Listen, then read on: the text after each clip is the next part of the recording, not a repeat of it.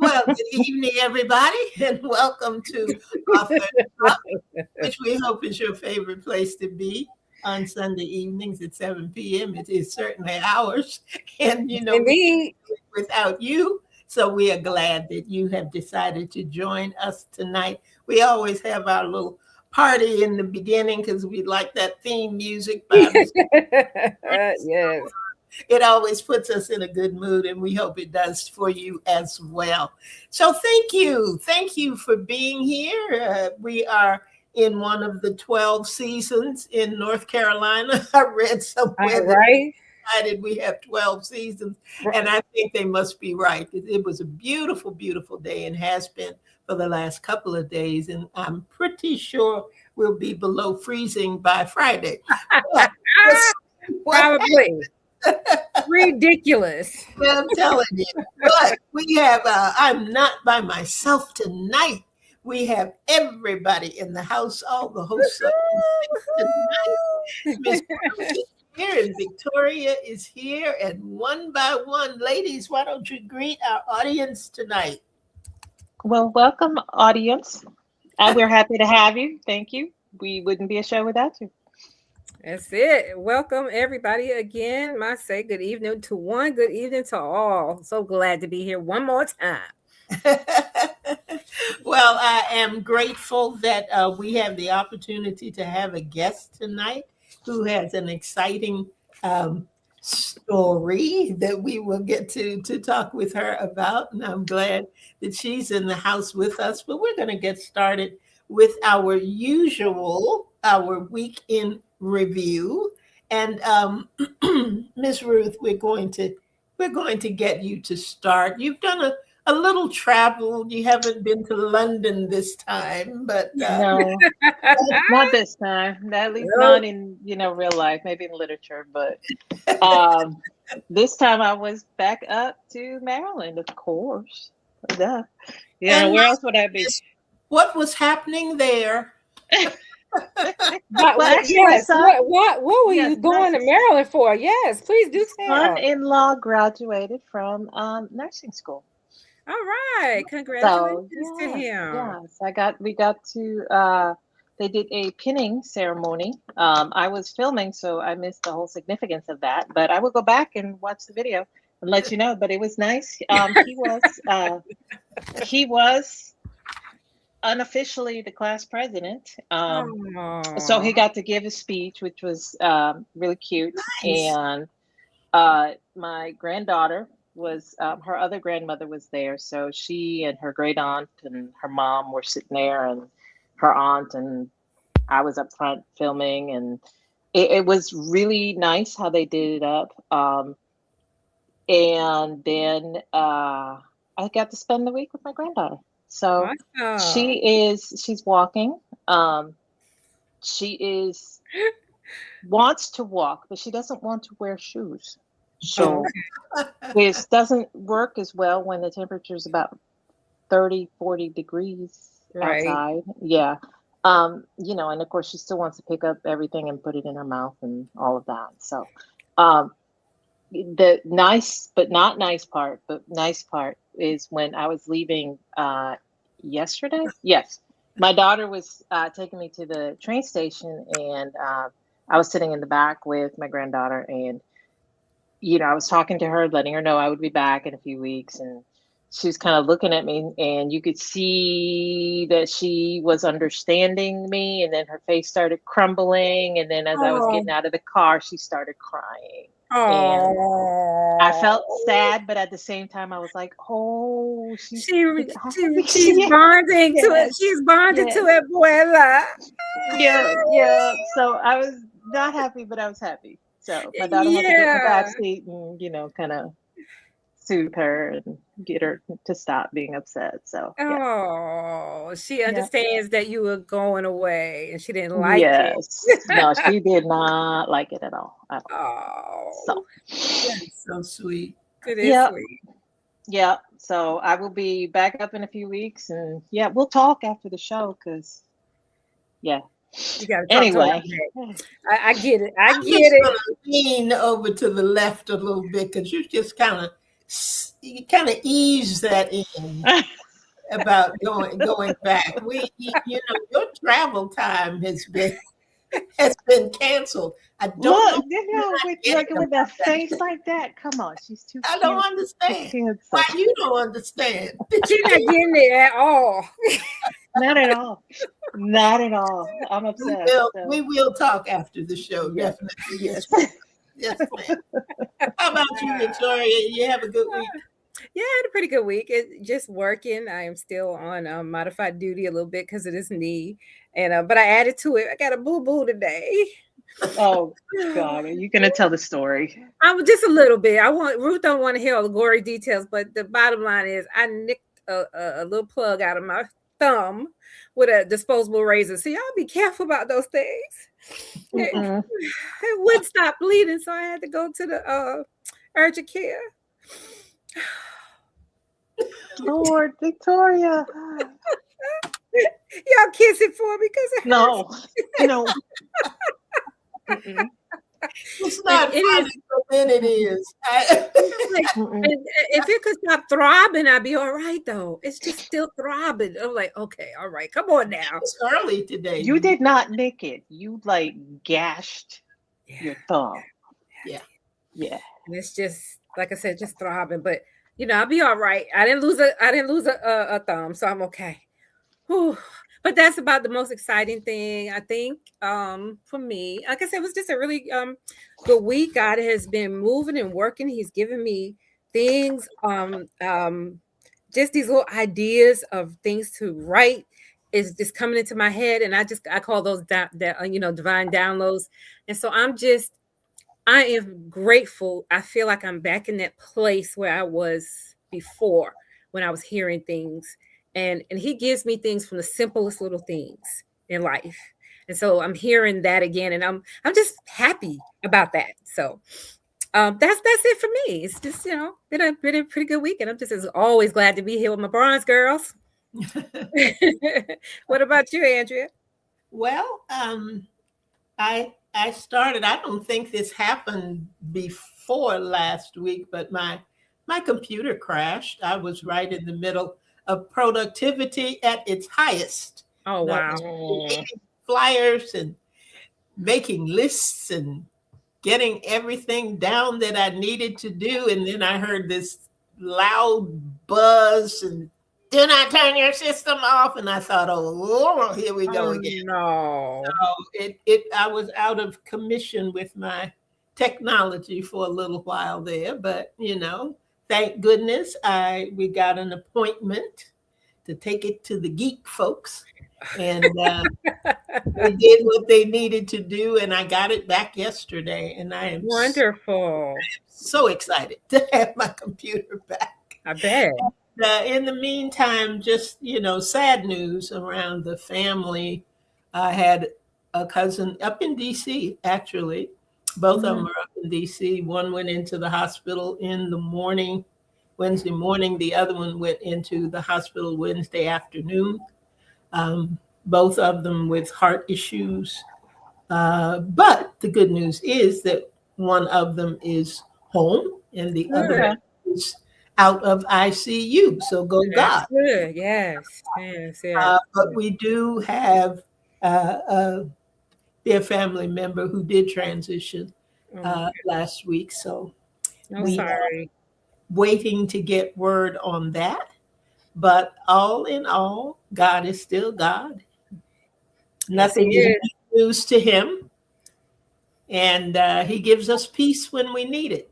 And comfort when we need it. So I am glad about that. So everybody had about a week. He went into cardiac arrest last Friday. So he passed this past Friday. So timing was such that I think we were blessed to be able to have that last week, and nothing was, just urgent, emergency kind of thing.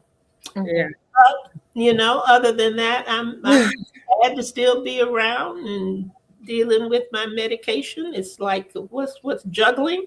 What I'll take today, I'll take this tomorrow, I'll take this today. But I am just, I'm happy to still be in the number, as they say. I'm glad to sleep at night. I am excited for what we are getting ready to discuss. And, I'm not going to say anymore. I'm going to let Victoria tell us about our author tonight. I have a question. I have a question, though, to Victoria. Yes. Why is your Band-Aid like all the way up here? Because what you picked up on? Because when I went to put my clothes on, my shirt pulled it off, right? So this is my attempt to wrap it back up. That's why it's throbbing. Okay. Okay. All right, we're gonna talk to our author. Okay. Please. I'll start crying again, but okay. All right, we have a wonderful author in the house today, and this is how her bio reads. In 2021, RK Harrington found that her daydreams were yearning to spill over to the written page, and ever since has been writing historical romance with a dash of mystery in hopes of publishing her work one day. She grew up reading romance novels at a maybe too young age, and the stories entranced her. That's all of us, right? When RK Harrington is not writing or reading or working her day job as an engineer, she's having fun with her husband, their kids, and her very cute dog, a Pembroke Welsh corgi named Maximus. They all live in the DMV area. And I tell you, you're going to want to hear this. So after a brief break, we'll be back with RK. We're going to talk about her first book, Kindred Schemes. Be right back.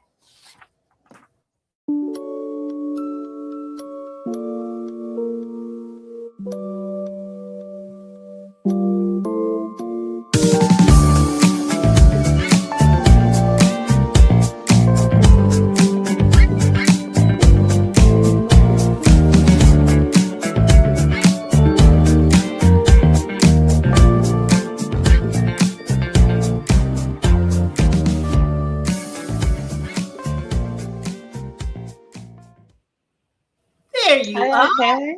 Hello. Welcome. Thank you for having me. It's so great to be here. Of course. We are happy to have you on the show, RK.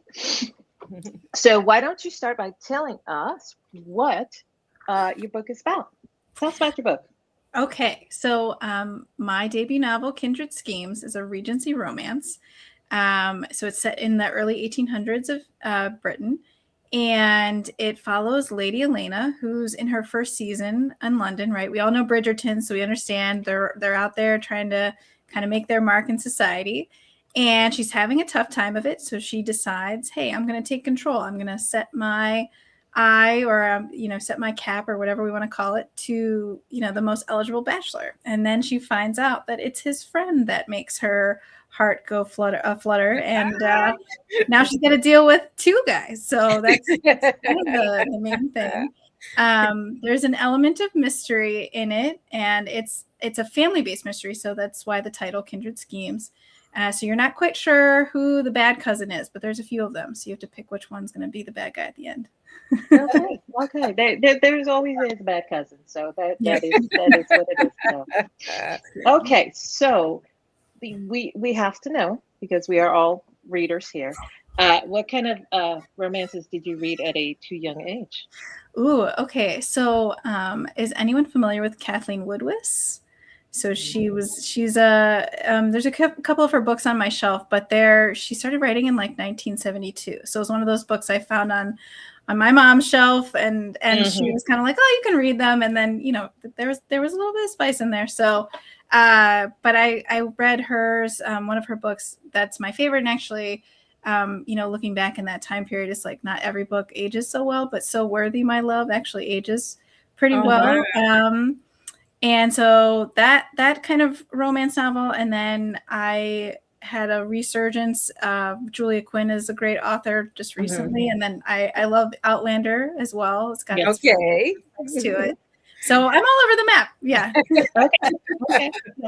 No, and we all romance fans here. So, yeah. Those are all worthy contenders. So now your bio says that you started in 2021. Yes. Did you write before that?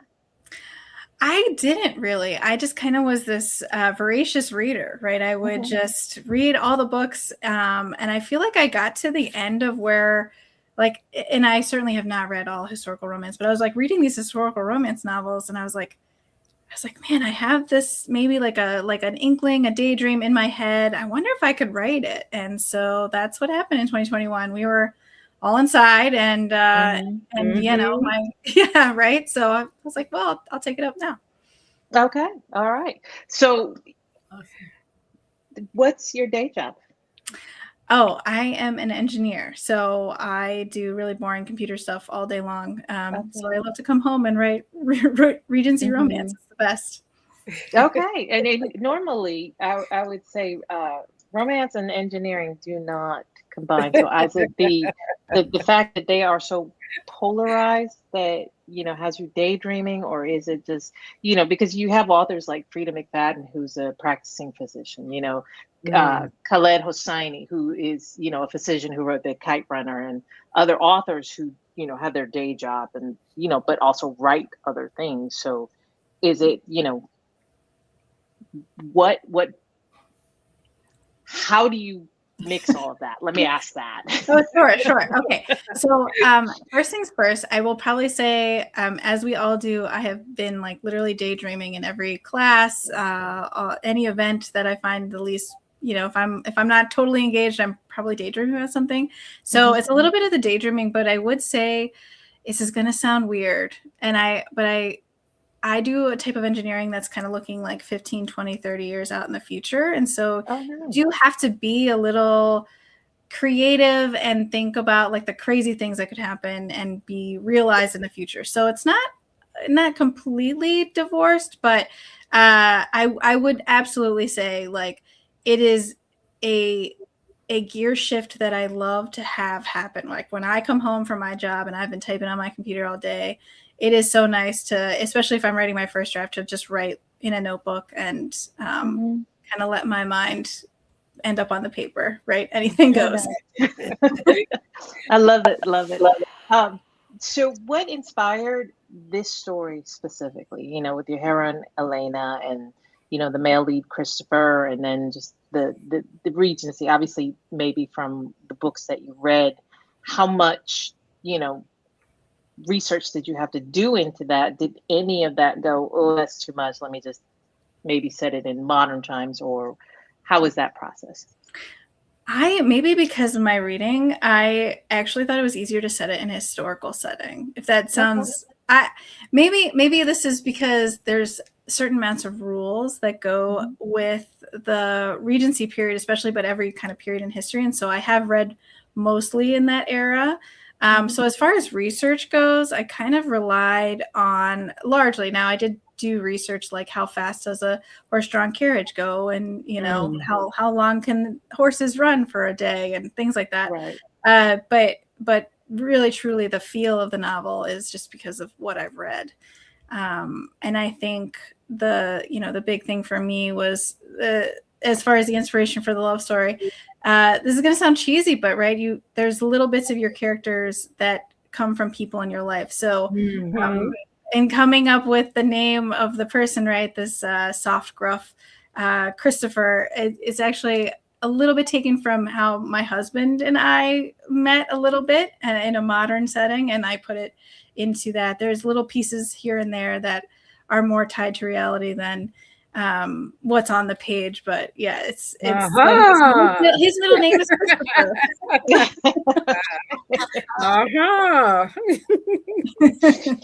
All right, so you ended the story in such a way that it is set up for sequels. Now, how many do you foresee? So I have 4 books planned in this series. So the second book will obviously follow Graham and his lady. The third book will be Georgiana's story, and you meet her in the book. So interesting enough, that book will start before this first book chronologically and will end at the end of the second book. And then the fourth book will be Evelina, which is Alina's younger sister. So I have 4 books planned. I love a series. I love to live in the world. Like when I'm reading, I'm like, I want to live in this world for as long as possible, right? These books go by so fast when you read them. So it's really wonderful to have that as a reader. And so I just thought, I want to live with these people for a long time. I want to live with my characters. I love that. I think that's the reason most people love series, period. Right. I tend to read across the board, and honestly, most of the time I tend to avoid series just because of the thought of, I'm actually reaching the end of a book that I'm listening to. It is book 5, and book 6 has not even been announced yet. And it makes me sad. So that's why I tend to avoid it. I would rather be sad than be despondent like this. But no, I love the way that you put it, because you do want to live with the characters, live with the world, and live with all that. And I think that you created a really great romance, a really great world with the book that you've written. Oh, thank you. And Ruth took some of my questions. Thank you, Ruth. You're welcome. All right. Andrea, what you got? Well, I wanted to know how long it took you. I mean, Ruth was saying, and I had written down, from engineer to author is quite a leap. But how long did it take you to write it? Yes. So I started in 2021, and probably by the end of 2022, I had my first draft, right? Wow. So it took me a while, right? I'm new to it and I stumbled about a bit, but I would also note that when I started writing, my youngest wasn't 1 yet. So he's right. He's 5 now. So, and then it took me, you do the self-editing, and then I did try the traditional route, but between my day job, I was like, you know what, I think I should just get an editor myself and self-publish. And so the journey to that was like 6 months. And then it was about 6 to 8 more months of editing. And then once it was ready, I was like, oh, now I have to get a cover designed and design the interior. So it's been a few years. Yeah. Well, your first novel is wonderful. Thank you. For those of us who enjoy romance, and that's not a spoiler alert by any means, but this book has everything in it. Every emotion you can think of is in these characters. Right? You've got love, you've got lust, you've got betrayal, you've got loyalty, you've got and I find myself when I was reading, thinking about the characters and thinking about myself, thinking, what would I have done? What would I have said? What would my response have been? In that particular situation. So that made it really, really fun to me to read. I really, really did enjoy it, RK. And we had asked in the beginning of the program if there was a particular place or section or just an area in the book that you would like to read to us, because we have started having our authors read a little bit. We always say that nobody can read the book like the author can, like the one who put the thoughts all down on paper. So, and you had something in mind for us. So Oh, I can't wait. You got that smile on your face. I can't wait to see what you've chosen for us. All right. So the only thing I'll say before I read this is that it would be better in a British accent. So I will keep that in mind. Oh, don't worry about that. Okay. All right. So this is a little bit later in the book, not quite the halfway mark. So I'm going to start in the middle of dialogue. So, Elena, before you flay me for a perceived grievance, it was Eleanor who requested time with her son. It seems she has missed him this past week, Christopher said. I will deliver you safely to Graham's side for dinner. Let us try and remain cordial on our short walk. That should not be too hard, Christopher questioned. Of course, my lord, Elena stated, her tone flat. I cannot imagine we would have any time for a row. Christopher chuckled. I fear it seems to take no time at all for us to ever be at odds, but let us forget that. And I beg you to remember that my name is Christopher. I promise to not bother you overly much on our journey, and I will strive to not do so here. I hope you can let the next few days pass pleasantly. You think it's so simple? It must be so nice to have such an easy disposition. You bother me without even saying a word. I bother you without... Christopher started, but his voice faded, as if realizing Elena's intended meaning. Christopher cleared his throat and continued. We must both endeavor to forget that particular interaction. You do not think I have tried? Elena questioned, and imagine my surprise to find you are not the least bit affected. Ah, Christopher said, and they traveled in silence a few paces more. Just before reaching Elena's place at the table, Christopher leaned over and whispered, It matters not what I feel, but what is right, and there is nothing more to it. Graham has certainly found a gem.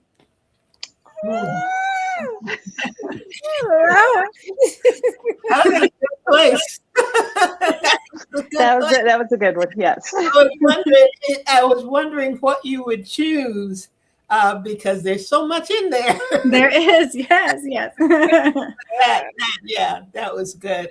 Anybody who enjoys, any of our listeners out there, if you enjoy a romance novel where there is tension between the characters, let me tell you, RJ, she does a wonderful job of creating that. I mean, you can feel that tension when you're reading this, and at least I did. So I enjoyed that, and thank you for selecting that part. That was a good part. Also, I wanted to ask you, what was your greatest challenge in this? I know with having family and having your day job time and all, keeping everything balanced was challenging enough. But in the story itself, was there something that was particularly challenging for you as you developed these characters? Ooh, that is a great question. This book, right, is my first book, and I changed and discovered my process throughout. And so this is going to sound like a really strange story, but there was one time I was at work. I feel like I was coming back from leave, and I was like out at lunch or something. I didn't have my computer with me, and I was like, I really want to write this scene. And I got a piece of paper and I started writing by hand, and I kind of didn't look back. So I wrote the second half of the book longhand, and my husband typed it for me because he's very sweet like that. But then I had to go back to that first half, and I had to make the first half, the emotion, the kind of, just following your heart and your brain, instead of kind of looking back and you're fitzing and futzing with, commas and things while you're typing on your computer. So like, that was the biggest challenge, is taking, the second half. And like I said, I ended up kind of getting an editor, and she was like, yeah, the second half is like, way better. So it was making that first half match, just because it's my first book and I'd never done it before. So I didn't know what was going to work for me. So that was my biggest challenge. It sounds like a small thing, but it was amazing, the difference between the two. Wow. Well, and that is, you overcame the challenge beautifully. Yes. That's good to hear. You have created a wonderful, wonderful story in Kindred Schemes. And I think I'm going to go ahead and turn it over to Victoria, because I don't want us to run out of time tonight, because we can come back. I was going to say, go ahead. If you have one more burning, you have a burning question, go ahead. I'm going to ask you one more character question really quickly. Did they change much? I know sometimes when I'm writing a particular thing, how I set out or how I think that character is going to be or act or react or respond to a certain situation. As I begin to write the dialogue and the story itself begins to unfold, sometimes those characters take a turn in the way that I'm writing them. And the way that I started with my thought process as to how it was going to end doesn't always happen that way. The characters begin to write themselves. And sometimes they don't want to go where I want them to go. Do they ever is the better question. That's how I feel. No, wonderful question. I will say specifically, I think Elena ends up a stronger character than when I first started, right? You can see all the challenges that she's facing in the beginning. And when you know this, when you're writing, you're like, oh, I'm writing this kind of quiet, more sedate character. And then it's like, no, she's just quiet on the outside. So you have to show like her strength on the inside. So writing her, she changed a little bit. And honestly, Graham changed as I was writing him. Christopher was pretty static, but so as going into my second book, which is Graham's story, he is a much more solid character, and it is amazing. You can't tell your characters where they want to go. And so he definitely is, takes charge in that second book that I've been writing. So Awesome. Victoria? Y'all took my questions. Sorry.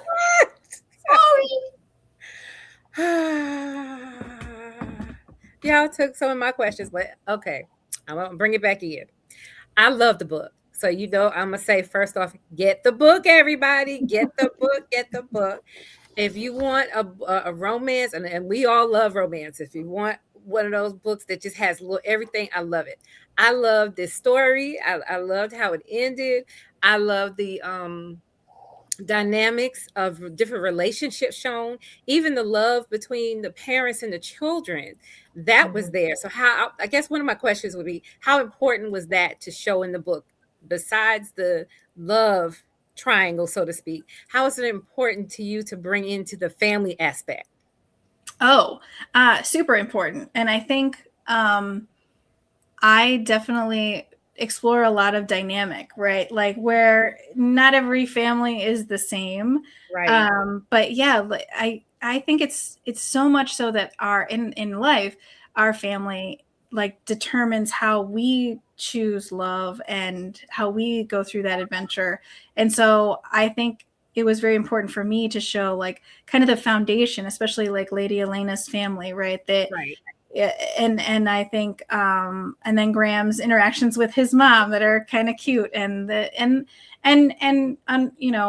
Christopher not really having a family. I think that makes them all behave differently. And so I think that just showing the why was really important for me, especially when the book does explore the family aspect of like these scheming cousins in the background, and like how did they get there? Like why is this the way it is? So it was extremely important. And I will say that I don't necessarily leave that in book one. So book two, the family dynamic, between Graham and his mother is much more at the forefront because that's his book. And the same thing for the third book that I've just now started to write. So I think that's important when you're talking romance. Like you need to know about these characters, and so their background, their home life, that is so important to understanding that. Well, that's a good question too. We talk a lot about character development and writing character profiles. Did you do that for this book? Did you write out the characters and where they each came from? Did you like do a whole profile for your characters, or did you just sit and write? I just sat and wrote. That was all I did. I know that sounds. You read all these like, this is how you write the book, and this is what you have to do, and you should know your character's favorite color. And I'm like, honestly, I don't even think I knew their final names until I was in the editing process. Not every name, but like some of the names, I was like, I'm not sure that's, it's one of those funny things, like when you see your kids and they're born and you're like, I didn't know their name until I saw their face. And that's kind of, you had to get to know them to know their name. So no, I did the bad thing, and I didn't do much planning. Okay. Wow. No, that just makes you a unicorn. The rest of us, we need a little help. You can sit down and write. That's cool. I love that. I love that because I think I kind of did it too. I did not really write out character profiles, as I was instructed to do. So I didn't do that. But Elena, I just loved her character. And you have her getting humiliated right from the beginning. That's how it was set up. How important to you, in your writing process was it? Did the story start that way always? And why was it important to show her being embarrassed straight away? Oh, yeah. So I'll tell you, the first draft does not have that scene. Okay. So the first draft starts when her and her sister Evelina are in the parlor talking about it. And I remember getting feedback and then being like, well, just show it happening, right? It feels, and you almost like feel the embarrassment for her. It's like every person has gone through something in their life that makes them feel extremely embarrassed. And so that's what I was trying to go for. And I think it kind of encapsulates like why she needs to take charge, right? Why she needs to, that's it. I'm not going to wait for the gentleman of the season to come and find me. I'm going to choose who I get to, be with. And then it kind of, that blows up in her face, but in a better way, right? Exactly. I wanted to tell him, Percy, get up. Just get up. Right. And I think that's one of the reasons why I love your book. As soon as I started it, I felt myself in the book. I'm like all in. Like I said, I wanted to tell him, Percy, get up now. If had it been me. But here's a what if question for us. For us all, really. What if Christopher, Elena, and Graham joined this podcast today? What do you think they would say about the story? Do you want me to go first? Or you guys want to go first? Okay. So they're your characters. What would they say? I think Elena would be she would be like half and half, right? Half embarrassed that she even had to stumble through all the things she had to stumble through, but extremely excited to talk about the love that she found if she was talking to us on the podcast. I think Christopher would not want to talk at all. I feel like he's like the silent, strong type, and he's like, I don't need to talk about my feelings, but I will if I have to. And then Graham would be wondering, like, when's my book coming out? When am I going to find my happily ever after? So I like that. I love it. Do you think Elena how soon do you know? I know what the book says, but I don't want to give it away too much, but how soon do you think in the story she kind of knew, what she's going to do? But I know she fought it, but do you think she really knew? I think she knew, but didn't want to admit it at the first kiss, right? Like, you know. Yeah, you do. Someone. You do. So she can lie to herself all she wants, but it was that moment when she kissed Christopher. It was a good kiss. It was a good kiss. I wish you had read that scene, but they said not too spicy. Well, I loved it. I'm gonna say it again. Get the book, you guys. Get the book. It leaves you wanting more. I am ready for that second book. I am definitely going to review it and follow you. And you gained another follower because I just love romances. And I think it is important in today's society that we get stories of love and hope. And people need to know that love still exists, even though you wrote it in the Regency period. Love still exists today. And so I am grateful that you wrote such a book. And would you tell our viewers where they can get in touch with you, where they can find the book, and just anything you want them to know about you? Sure. Yeah. So you guys, anyone who's looking can find me on my website, rkharrington.com. I am also on Instagram, RK Harrington author. I'm on Threads with the same tagline, and then Facebook, you can find me there. If you're curious about the book and you want to read it, there's links on my website, but Amazon is the easiest one to find it, although I publish through Ingram, so you can also either request it through your local library or find it at a local bookstore. You can request it there. There's actually quite a few romance bookstores that they're great. I love them. Every time I go to one, I'm like, I buy like 10 books and add it to my TBR. But you can either order, right? You can either order it online from them, or you can find it on some of their shelves. So I'm working on getting it to more stores. But yeah, that's all. And also I do have a newsletter. So on my website, there's a form you can sign up. And honestly, if you want to send me thoughts on the book, if anyone ends up reading it, info@rkharrington.com. You can just reach out by email. I love getting like, hey, I bought your book, or I loved it. And it's on Goodreads, all the regular places. But I do love hearing from folks, and send me either notes on that email, or my Instagram is probably the one I'm on most. But any social media website, I keep track of all the messages I get. It's great to hear. So, well, how has the book been received? That is my last question. How has it been received? Amazingly well. I'm still in this like learning process, but on Goodreads it's like almost at 4 stars, and it's a little bit over 4 stars on Amazon. So people, I think they're loving it. Yeah. So it's been really wonderful. And I had an in-person launch event in Alexandria, which is really close to me. And a bunch of people came out. Some people said, "Oh, I saw you on Instagram and I came to get your book." I even it was great. And even a group of people were like, "I think I'm going to make this our next book club book." And I was like, "Oh, I'm so happy to hear that. That makes me the happiest." That is awesome. Well, congratulations. Get the book, y'all. Get the book. Yeah. Well, I tell you this, RK, even though you were saying, "Oh, I didn't do it right," you did it exactly right. Yes. Thank you guys so much. Exactly right. And we thank you for sharing with us, and for this to be your first work. It's just amazing. I just think you've done a fantastic job, and we can't wait for the other 3 to come out so that we can discuss them as well. But thank you so much. Is there anything that you would like to leave, or any advice or anything that you would like to say to a first-time author? There are not many engineers or author stories, but just as a first-time writer, is there anything that you would like to say that might encourage somebody to continue?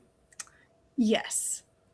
Follow your heart, listen to advice, but don't take all of it, and make sure you find the joy in the process. I think that's what keeps us going, right? Yes. I like that. Find the joy in the process. Yes. I tell you what, that is something to carry, whether you are an author or not. Find the joy in the process. You have found the joy in the process, RK, and thank you so much for sharing that with us, sharing your book with us. And I tell you what, guys, I thank our audience and our viewers and our listeners for tuning in tonight. I hope that you have enjoyed this as much as we have. Hope you have enjoyed hearing about the book and hearing the author read the book.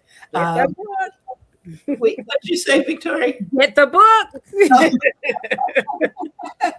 She's going to be echoing that for a while. Been on Authors Up for any length of time. You know how she feels about romance novels. Yes. We're not even talking about the spicy part and all that. No, we're not going to talk about that tonight. If that's where you are, you don't want to miss this. But thank you all for being here, and everybody, just have an amazing week. Find the joy in the process. Yes. Have a great week. Write us down on your calendar. We do have a replay on Saturday evenings at 7 p.m. If you missed it or have a friend or someone that you think would enjoy hearing about this great book and this great author, you be sure to tell them to tune in, share it with them, okay? And you'll make somebody happy because they'll be glad that you recommended it. And that's all we have for the evening. Thank you all for being here. If you want to know more about us, go to Authors Up Show. Are we .com? Yes, we are. And find out more about us. Our blog is there. Information about our work is there. And find the joy. That is really sticking with me. Thank you, RK. Yeah. That's it for tonight. Come back next week. We'll be right here at 7 p.m. with another great author and another great book. And I will tell you this, you don't want to miss it because nothing is ever the same here. There's something different every time. And you never know what's going to happen when you tune in to Authors Up. So good night, everybody. Have an absolutely amazing week. Hats off to you, RK. Can't wait. Good night, Bronze Girl. That's it.